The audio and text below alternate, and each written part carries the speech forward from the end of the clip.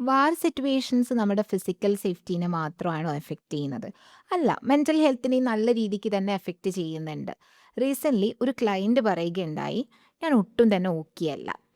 പക്ഷേ ഞാൻ ഓക്കെ ആണെന്നാണ് എല്ലാവരുടെ അടുത്തും പറയുന്നത്. എല്ലാവരും ധരിക്കുന്നതും അങ്ങനെ തന്നെയാണ്.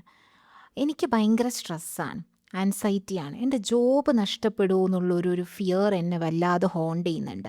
ഫൈനാൻഷ്യൽ ഇഷ്യൂസ് ഉണ്ട്. എനിക്ക് ഉറങ്ങാൻ പറ്റുന്നില്ല. സൈറൻ കേൾക്കുമ്പോൾ എൻ്റെ ബോഡി പെട്ടെന്ന് ഫ്രീസ് ആവുകയാണ്." സോ ഇത് ഈ ഒരു ക്ലയൻറ്റ് മാത്രമല്ല, ഒരുപാട് പേരിപ്പം ഇതേപോലെ എക്സ്പീരിയൻസ് ചെയ്യുന്നുണ്ടാവാം.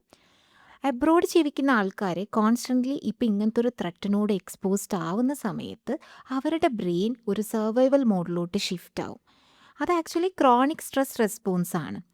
സോ ഇവിടെ നിങ്ങൾ മനസ്സിലാക്കേണ്ടത്, നിങ്ങൾ സ്ട്രോങ് അല്ലാത്തത് കൊണ്ടൊന്നുമല്ല. അബ്നോർമൽ സിറ്റുവേഷൻസ് വരുന്ന സമയത്ത് നോർമൽ റിയാക്ഷൻസ് ആയിട്ട് ഈ പറഞ്ഞതിൽ ഏതെങ്കിലുമൊക്കെ നമുക്ക് ഉണ്ടാവാം. പക്ഷേ ഇത് ലോങ് ടേം ആയിട്ട് നിങ്ങളെ ഹോണ്ട് ചെയ്യുന്നുണ്ടെങ്കിൽ അത് നമുക്ക് ട്രോമ റിലേറ്റഡ് കൺസേൺസിലേക്ക് ലീഡ് ചെയ്യാം. PTSD പോലെയുള്ള കണ്ടീഷൻസിനേക്കൊക്കെ ലീഡ് ചെയ്യാനുള്ള ചാൻസസ് ഉണ്ട്.